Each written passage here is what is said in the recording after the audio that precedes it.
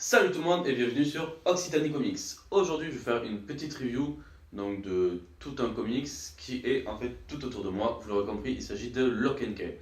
Pourquoi je parle de ce comics actuellement? Parce qu'en fait, j'en avais souvent entendu parler, sauf que je ne le trouvais jamais.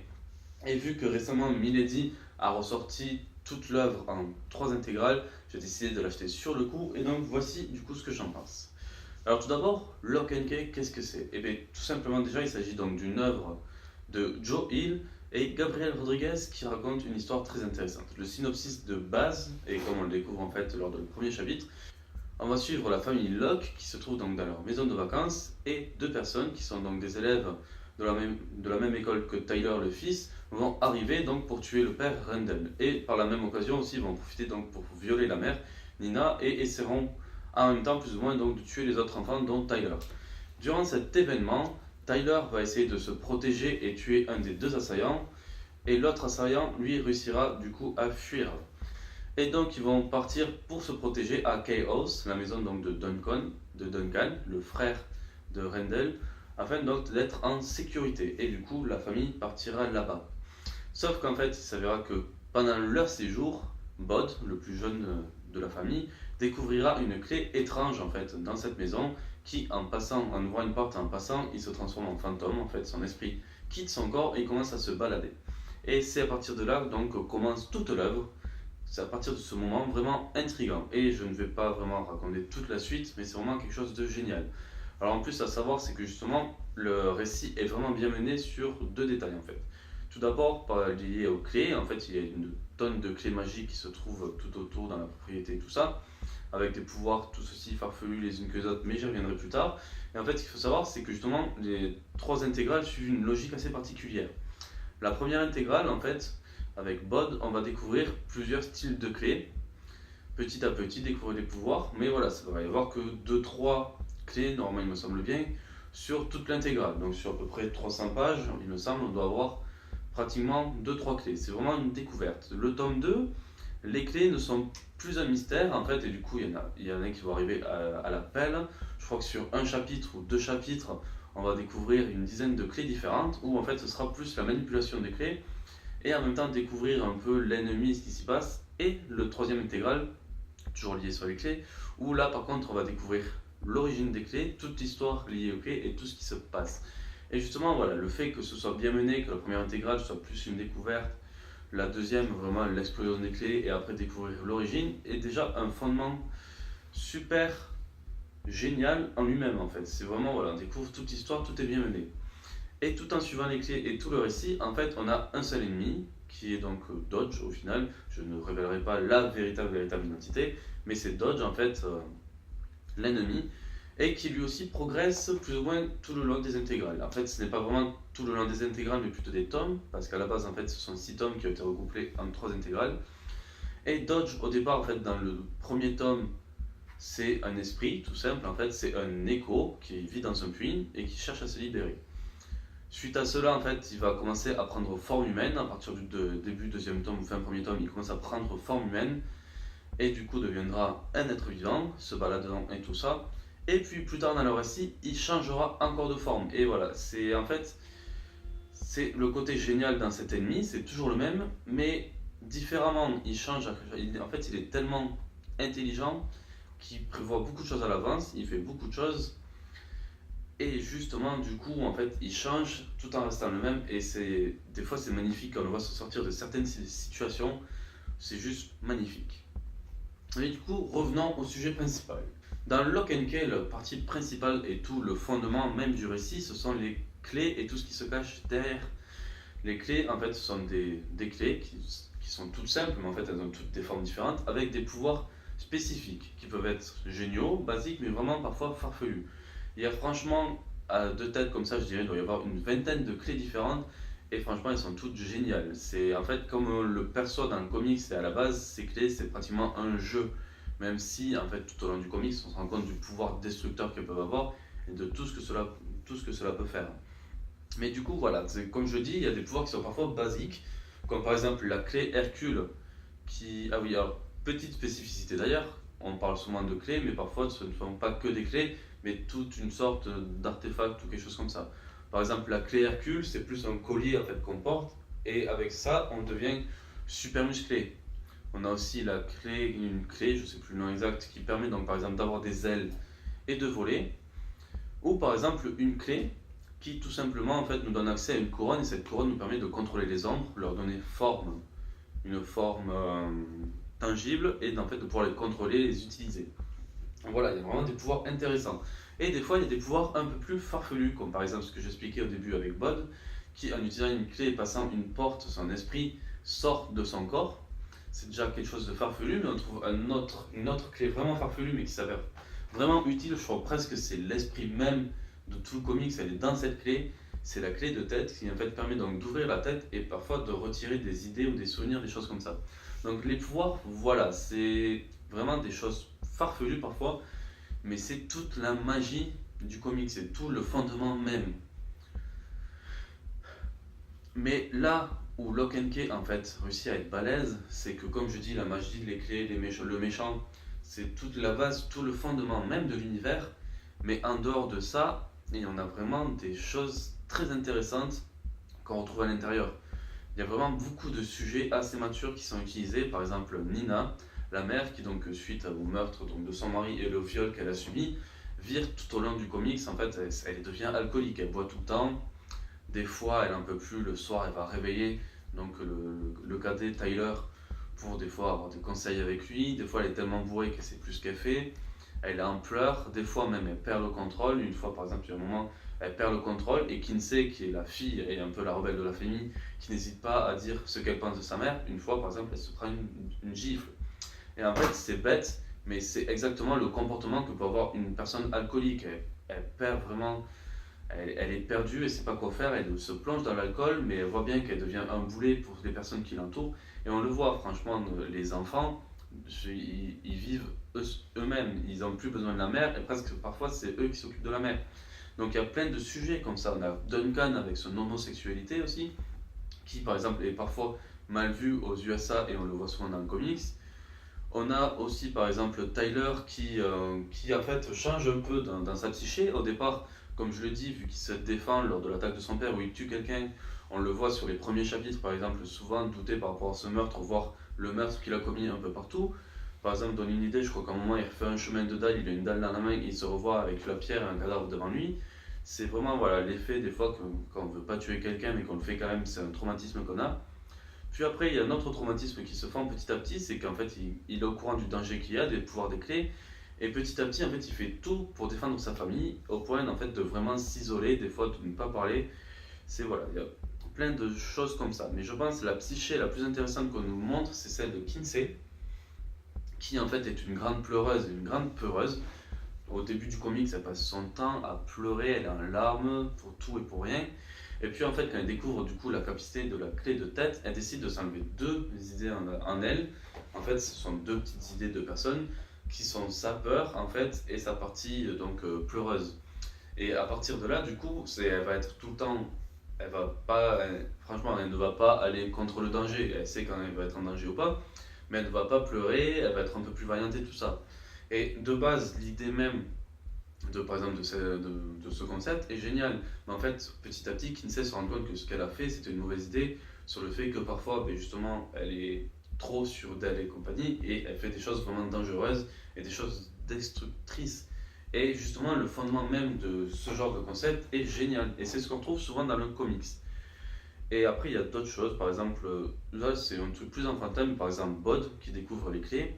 Et par exemple, la première clé, donc comme je dis, où il passe la porte et il devient un esprit, il le raconte par exemple tout simplement à l'école, et en fait, pour tout le monde, ce qu'il raconte quand il a un esprit et tout ça, pour le reste, en fait, ce sont des rêves d'enfant. Pour lui, voilà, c'est son imaginaire, sans se douter qu'en fait, il fait vraiment les choses.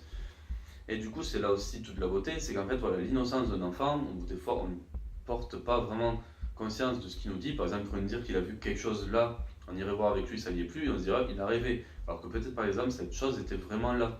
Donc c'est aussi des points de vue qu'on nous donne qui sont vraiment intéressants. Autre chose, voilà, le récit, comme je dis, est vraiment bien monté, vraiment intelligent. Comme je dis, le méchant Dodge, il est génial. J'ai envie de faire un spoil, mais je le ferai plus tard. Mais voilà, le méchant même est bien monté. C'est quelqu'un qui est sans remords et ouais, c'est vraiment un méchant, il est dégueulasse, mais en fait il est méchant et dégueulasse, mais ça devient beau parfois sur le fait que voilà, c'est vraiment un personnage intéressant. Et justement, en fait, tout ce qui est ficelé entre la magie et le côté mature, c'est vraiment voilà, toute l'intelligence du récit. Et cette intelligence, on le ressent vraiment à plusieurs moments. Du coup, je préviens quand même de base que je vais raconter, ça va être des spoils dans ce qui va se passer, mais c'est pour vous montrer à quel point c'est bien ficelé. Pour commencer, enfin voilà, on apprend plusieurs choses dans le récit petit à petit, et une des premières choses qu'on voit, c'est dans la première intégrale, par exemple, c'est avec la clé de tête. À partir du moment où en fait Bod trouve la clé de tête et qu'on le voit chercher la serrure, pour ceux qui ne l'avaient pas remarqué, en fait, tout le long où on voit Bod au niveau de la nuque, dès le départ, ça n'apparaît pas d'un coup, dès le départ, à partir du moment où il a la clé de tête, l'on voit sa petite serrure qui apparaît sur la nuque. Avant que lui-même ne la découvre, on la voit déjà apparaître. Et moi, par exemple, c'est une chose qui m'avait intrigué quand je l'avais vue. J'ai commencé à fouiller un peu partout dans le comics pour vraiment comprendre, voilà, c'est la clé de tête qui avait activé ça. C'est un des côtés bien ficelés. Mais c'est peut-être le petit côté bien ficelé de la chose. Je pense que pour moi, ce qui définit le mieux l'intelligence du comics, c'est une chose, c'est la loi Anne Riffel. Alors Anne Riffel, comme on l'apprend dans le comics, ça a été un des propriétaires de Chaos qui a créé plusieurs clés et donc qui a surtout créé une loi plus ou moins par magie. Je ne sais pas vraiment expliquer comment c'est créé, mais qui dicte plus ou moins deux choses. La première chose, c'est qu'en fait, du coup, les clés, le pouvoir des clés n'apparaît vraiment que pour les enfants. Un adulte qui passe la porte, qui passe normalement la porte d'entrée de Chaos ne perçoit pas vraiment le plein potentiel des clés. Le but déjà premier en fait de ça, c'est que justement on ne le perçoit pas comme des armes, parce qu'il y a vraiment des clés comme la clé Hercule où tu deviens surpuissant, tu pourrais devenir une arme. Et comme je l'expliquais plus tôt, en fait, le but à la base des clés, c'est d'un côté de devenir un jeu. Et Anne Riffel aussi met une deuxième loi en fait dans son truc, c'est aussi que les clés n'apparaissent qu'aux personnes qui sont les moins malfaisantes. Et là, c'est ce point même est très intelligent à partir du moment où on remarque un détail. Et là, c'est un gros spoil. Donc, pour ceux qui normalement, ça arrive à partir du tome 3, donc je dirais, non, à partir de l'intégrale 3. Si vous n'avez pas lu l'intégrale 3, donc en fait, si vous n'avez pas lu directement le comics, je conseille peut-être de sauter un peu. Mais voilà, cette loi Anne Riffel disant que seule une âme qui n'est pas malfaisante peut trouver les clés est très bien faite parce que tout le long, on voit ces bods la plupart du temps qui découvrent les clés. Ils découvrent la clé de tête, ils découvrent la première clé, ils découvrent d'autres clés, ils découvrent plein de clés. C'est tout le temps lui pratiquement qui les découvre parce que Bod c'est un jeune garçon et tout ce qu'il fait, en fait, il ne pense qu'à jouer. Donc quand il découvrira des clés, il n'aura jamais l'idée, par exemple, s'il découvre la clé des ombres, il n'ira jamais dire tiens, j'utilisais des ombres pour tuer des personnes. Non, lui, il veut s'amuser, par exemple, il voudrait danser avec les ombres, jouer avec elles et compagnie.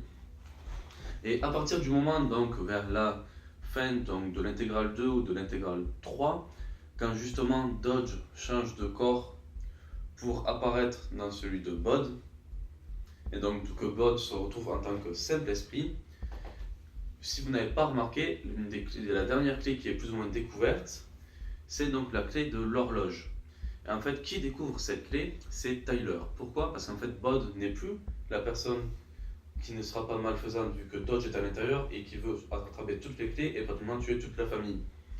Donc du coup, il devient malfaisant et la maison se dit ce n'est pas à lui que je vais donner la clé et c'est Tyler qui est le protecteur de tout le monde qui la mérite vraiment. Donc voilà, il y a plein d'intelligence dans le récit. Et justement, parfois il y a de l'intelligence, mais parfois il y a aussi, j'ai envie de dire, des incompréhensions. C'est pourquoi j'ai envie de donner des théories ou parfois expliquer les incompréhensions qu'il y a. Alors tout d'abord, la première incompréhension, je dirais, c'est celle de Rufus, le gamin qui est un peu débile, enfin qui est carrément débile, qui joue tout le temps avec ses soldats.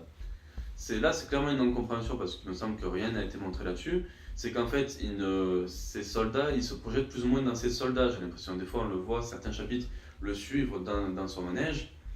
Et on se dit, bon, c'est un gamin, voilà. Sauf que Dodge, à un moment, essaie la clé de tête et il voit qu'aucune serrure n'apparaît. Et à ce moment-là, on voit qu'en fait, quand il parle à ses soldats, ce sont plus ces soldats qui parlent avec sa voix et compagnie. Et donc, son esprit est plus ou moins retransmis dans tous ses jouets. Sauf qu'on n'a aucune idée de comment c'est possible, quoi. Pourquoi Rufus a plus ou moins même s'il est légèrement débile, comme on le dit, pourquoi il a cette capacité. Et pour la même raison aussi, pourquoi donc, du coup Rufus a aussi la capacité de voir les esprits, parce qu'au début, quand il arrive à Chaos il voit donc l'esprit de Sam, et plus tard il voit celui de Bod. Et c'est vraiment quelque chose qui n'est pas expliqué. Un autre détail, en fait, là, c'est clairement expliqué plus ou moins, c'est en fait lié au puits dans deux cas. Ce qu'on sait justement, c'est que le puits ne fait que refléter les échos que l'on demande. Sauf qu'en fait, quand Bod arrive dans le puits, il découvre directement donc l'esprit donc de Dodge. Et du coup, la question qu'on se pose, c'est comment cet esprit peut être là alors que Bod ne l'a pas demandé. Et en fait, c'est tout simple. C'est directement en fait donc la prof de sport qui, comme on l'a vu dans le passé, avait fait appel plus ou moins à l'esprit de Dodge. Et je pense que depuis ce temps, depuis qu'il a tué la mère, elle pense toujours à cet événement et du coup l'esprit de Dodge s'est retrouvé coincé dans le puits. C'est ma théorie, mais je pense que c'est pour ça que Dodge était déjà présent lorsque les Locke sont revenus à la maison. Et du coup, à l'inverse par rapport à cela, comment Bod a pu ressusciter? Je pense déjà de base, vous avez compris qu'en fait, Tyler a ressuscité Bod comme Bod l'avait fait plus ou moins avec Dodge, où en fait il a utilisé la clé de passe-passe pour ne pas traverser directement la porte du puits et ainsi retrouver corps humain. Mais en fait la question à se poser, c'est l'esprit même donc de Bod est en balade, et si c'est vraiment l'esprit qui a été revenu dans le puits, ou c'est vraiment un écho de l'esprit de Bod qui a été créé. Mais voilà, en fait c'est la question surtout de comment est revenu Bod, c'est quand même plus ou moins expliqué vu que Tyler veut à un moment ranimer son père, mais son père lui dit non, c'est bon. C'est qu'en fait, il utilisait, comme pour Dodge, la clé de passe-partout pour lui rendre son corps humain. Donc voilà, c'est quelques explications par exemple sur le comics. Et du coup, donc, je voulais déjà faire par rapport au comics une petite conclusion. C'est que voilà, comme je l'ai expliqué, franchement, j'ai adoré. Si vous voulez vous y mettre à fond, en un week-end, j'ai lu les 3 intégrales, un week-end 3 jours à peu près. Sinon, ça peut vous prendre facilement 2 semaines, mais c'est vraiment quelque chose d'accrocheur. Il y a des parties où on va vraiment découvrir les clés, où on peut accrocher, et des parties plus vraiment matures, par exemple sur l'homosexualité de Duncan et compagnie, qui sont quand même très accrocheurs et vraiment sympas. Donc voilà, l'intelligence du récit et la beauté sont vraiment c'est vraiment quelque chose d'exceptionnel. Franchement, quand je l'ai terminé, j'étais à fond.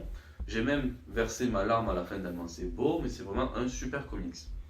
Et maintenant, je voulais revenir sur une chose, c'est par rapport aux intégrales. En fait, comme je le disais, Unity a sorti donc 3 intégrales. Et déjà, de base, ces intégrales, franchement, elles sont géniales. C'est des objets de collection. Quand on regarde, franchement, là, en fait, je passe le doigt, c'est des reliefs. Là, par exemple, le corps de Bod est en relief par rapport au fond. Les clés sont en relief, les lettres sont en relief. Déjà, voilà, rien que ça, c'est beau, c'est présenté comme ça. C'est super beau, et en plus l'avantage, et c'est vraiment ce que j'ai adoré, c'est que c'est comme dans un livre ancien, chaque tome a son petit marque-page qui nous permet de suivre l'aventure petit à petit. Et donc voilà, pour les 3 déjà c'est comme ça, vous voyez là par exemple il y a le bleu, celui-là est en rouge, il y a vraiment en plus des codes de couleurs, vert, bleu, rouge, c'est vraiment bien monté sur l'intégrale, franchement c'est bien foutu, pour moi c'est une œuvre d'art, c'est vraiment un objet de collection. Et en plus en fait, là pour le coup côté financier, je vais pas dire qu'on y gagne vraiment, vu qu'au total pour les 3 tomes on en a à peu près pour un peu moins de 90€. En sachant qu'en fait sur ces 3 intégrales ça regroupe les 6 tomes, à 15€ le tome, on revient plus ou moins sur le même prix, mais ça vaut quand même le coup. Avoir une série entière pour 90€, c'est quand même une bonne occasion. Du coup voilà, c'est franchement Lock and Key, c'est une série génialissime. Déjà dès le départ on me l'avait conseillé, maintenant que je le lis je vous le conseille aussi. C'est un truc génial, 90€, vous avez une série complète, c'est vraiment une occasion, en plus c'est super bien présenté. Du coup voilà, c'était tout pour cette présentation, j'espère que ça vous a plu, en tout cas moi j'ai adoré partager l'histoire, en espérant ne pas avoir trop spoilé quand même. Du coup voilà, si vous avez aimé ou pas la vidéo, abonnez-vous déjà, comme ça vous serez au courant des autres vidéos qui sortiront. Mettez un pouce vert ou un pouce rouge pour dire si vous avez aimé ou non. Commentez, savoir si vous avez des choses à rajouter, des choses qui ont été bien dans la review, des choses même à dire par rapport au montage ou autre, enfin voilà, pour critiquer, on vous répondra, on prendra en note. N'hésitez pas aussi à nous suivre donc sur Twitter et donc sur Facebook, alors, en sachant que sur Twitter et Facebook, ce sera avec Lecteur de Comics et non Occitanie Comics, car notre chaîne YouTube est un peu séparée par rapport à notre blog. Donc voilà, j'espère que ça vous a plu, en tout cas c'est tout pour ce soir. Allez, ciao tout le monde!